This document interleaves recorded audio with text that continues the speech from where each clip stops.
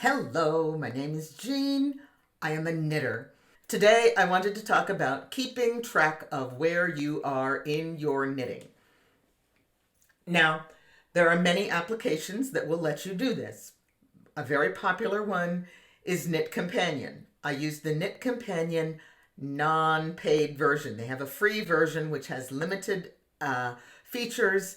Sometimes I need features that the paid version will allow me to get, but let's be honest, I'm just too cheap. I'm not going to pay for it. If I really desperately wanted it, I could probably figure out a way to pay for it, take budget out of somewhere, feed my husband ramen, I don't know. But it's not something I choose to do. It's not that expensive. I'm not going to be eating peanut butter crackers and ketchup on crackers or something weird like that to make things go. But that's one way that people can keep track of their place on a pattern. Another way that you can keep track of your place on a pattern, if you're using a printed pattern, that is,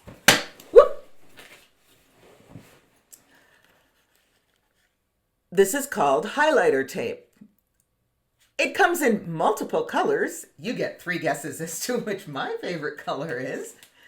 And if you have your pattern on printed out and you're holding it up, this is the pattern this is a paid pattern, and I'm hoping that I have cut it up enough that there is no way on God's green earth you can take a look at this piece of the pattern, which has chunks missing in several different directions, and try to copy this pattern.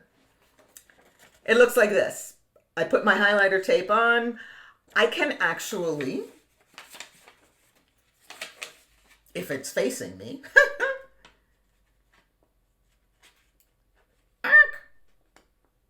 if I've planned ahead and I've left a little edge available, there it is.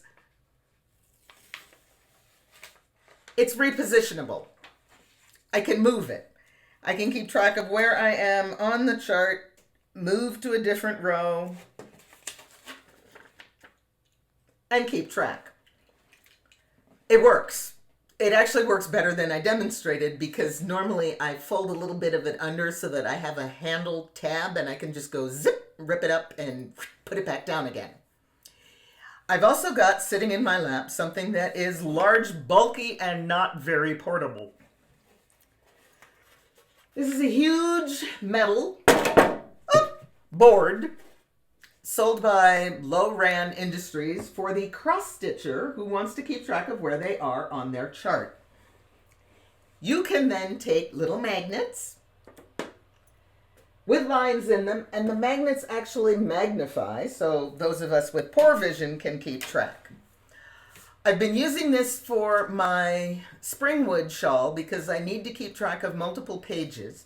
I have cut those pages apart, taped them together to make them into a single page rather than I have to go over here and then over here and over here and over there. No, I've got that all sorted out. And I use this, which won't show up unless I put it on a background. It's a magnifying crosshair. P-A-K-O. Again, it's sold to embroiderers to keep track of where they are in their graphed out chart, but it works extremely well for knitting charts that are graphed. And I find because I don't lose track of my row so often, I don't necessarily need the whole crosshair. I just need one of the dots, but it's actually quite easy to adjust it where you need it. So that's a couple of quick and useful ways to keep track of where you are on your knitting chart. You're not going to be able to keep track all the time without having to let go of your knitting. Give me a second and I'll show you some ways you can keep track when you do not want to let go of your knitting.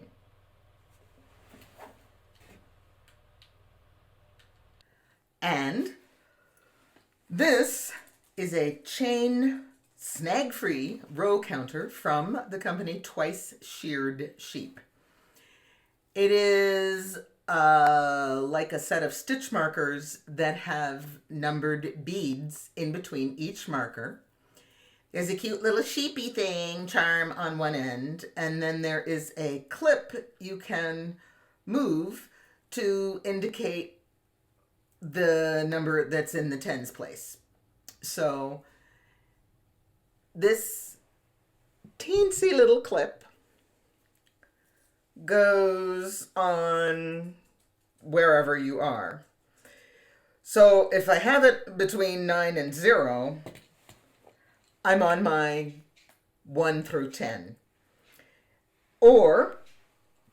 But how do I use this without letting go of the needles? I place it as if it were a stitch marker between any two stitches.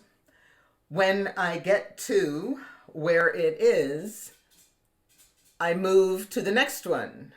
Now I am finished with the one, and now I'm working on my second row. Now I'm on my third row. Now I'm on my fourth row.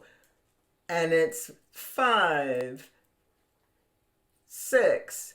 Notice I've changed without ever letting go of my knitting needles. Everybody's brains work in different ways. My brain will only keep track of this type of a row counter when I am working in the round.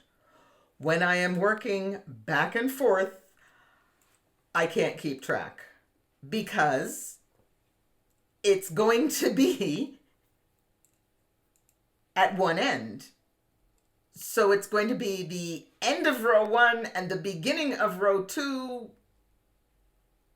Or have I ended row 2 and am I going to start row 3 when I get to it next?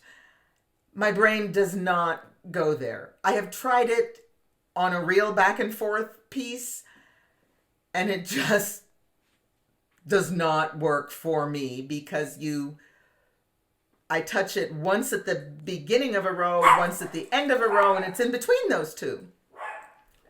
We're probably having something delivered. But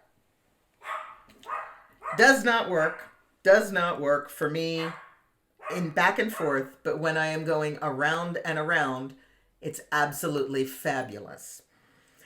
That's a different way you can keep track of your rows. Then there are row counters that you can wear on your hands or fingers. This one I have placed, notice my needle is so large that this row counter will never come off of my needle. What I like about this particular row counter, even though I have to let go of my knitting to increment, it locks in place. Right now I am on row 10. I know it, and I have finished row 10. It's actually row 110, but there's only 2, never mind. I unlock it. I can increment it. I lock it, and I cannot increment it. So I can wad this up and stuff it in my knitting bag, and I know I'm not going to accidentally be on the wrong row.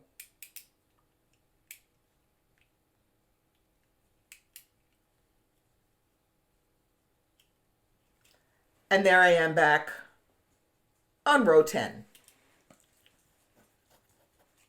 So you can keep track of where you are without letting go of your knitting, or you can let go of your knitting and keep track of where you are. But it doesn't really matter which method you choose, as long as you choose a method that works for you. If the one that you've got isn't working and you keep losing your place, try a different one. There are many, many different ones out there. Some people find that they can string beads on their cable needles and flip one off to indicate that a row has been completed. Some people can just keep track. I can read my knitting most of the time, but this is a fairly complicated lace pattern. And while, yes, I can read it, that does not necessarily mean I want to have to stop and read my knitting in great detail every time I look at the chart or pick up my knitting. I want to take careful notes, make sure I know where I was when I put my knitting down, and I want to be able to keep close enough track that if there is an emergency, like little man needs something, or my husband calls me on the phone, or the doorbell rings, and I have to stop just like that, I know within a few stitches where I am, and I can count or read my way through to figure out where I actually am. I don't have to know exactly where I am on every single stitch all of the time. I have to know pretty close so that I know what I'm going to be doing next and what I have already completed. There are a billion ways to do that. Some people will take a pencil and color through so that their chart ends up colored in blobs, because it doesn't always have to be the same color. Some people just have minds like elephants and never forget. I could wish. But on the other hand, elephants don't really have that much they're supposed to remember. Do they care if they left the iron on? So, keep track of your keep track of your keep track of your knitting and just keep knitting.